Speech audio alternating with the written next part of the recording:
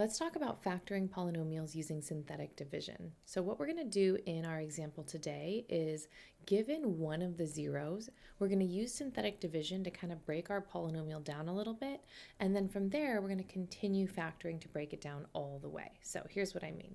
First, what we're going to do is notice that we're given the 0 x equals 3.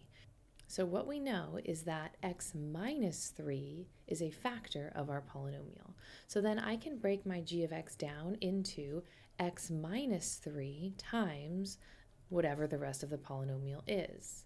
So what I need to do is now divide out that x minus 3 from that original polynomial and see what's left.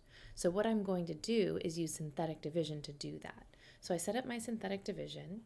I put a 3 here, then I list my coefficients from the highest power down to the lowest power, making sure that we're not missing any of them. So I see that my 3 is a coefficient on my x cubed term, so I'm going to go ahead and start with 3, and then my next term has an x squared, which is good. I'm not skipping any powers, so I list the coefficient. Then I have x to the first, so I list the coefficient, and then no x's, or x to the 0, and that coefficient is 6. So my exponents went 3, 2, 1, 0, so I'm not missing anything. If you are, make sure you put that 0 in. From here, I go ahead and do the synthetic division to see what the remaining polynomial is. Drop your 3, multiply.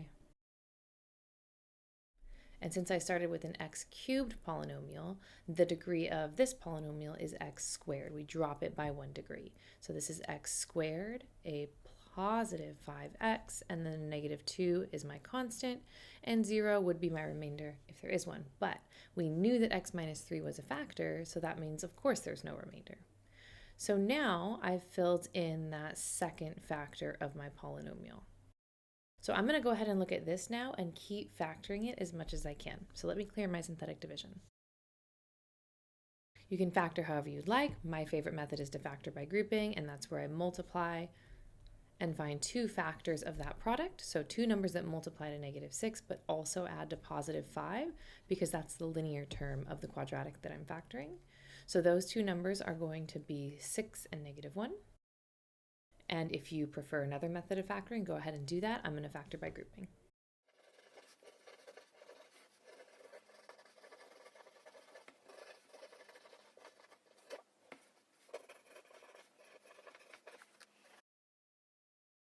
So factoring the quadratic, I get down to x plus 2 and then 3x minus 1 is my two factors.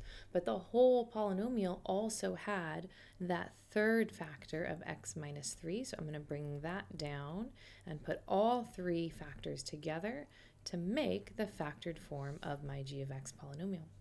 And that is how you could factor using synthetic division. Of course, in this example, I did give you one of the zeros, but in other videos, we're going to be talking about what if you're given no zeros at all and you have to start completely from scratch. So check those videos out if you're interested in that, but I hope this was helpful. Thanks for watching, and I'll see you next time.